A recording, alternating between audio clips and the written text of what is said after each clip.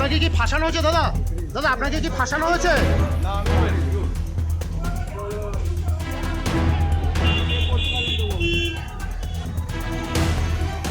আজকে আমডাঙ্গা 597/24 ডেটেড 28/8/2024 আমডাঙ্গা থানায় একটা মামলা হয়েছিল। সেই মামলায় 13 জন আসামি ছিল, তার মধ্যে বেশ কয়েকজন অ্যাবসকন্ড ছিল।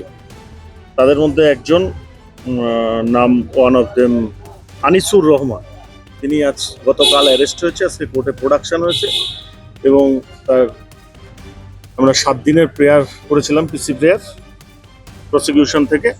লার্নেড কোর্ট স্যাটিসফাইড হয়ে লার্নেড সিজিএম আমাদের 2 দিনের পিসি প্রেয়ার অ্যালাউ করেছে।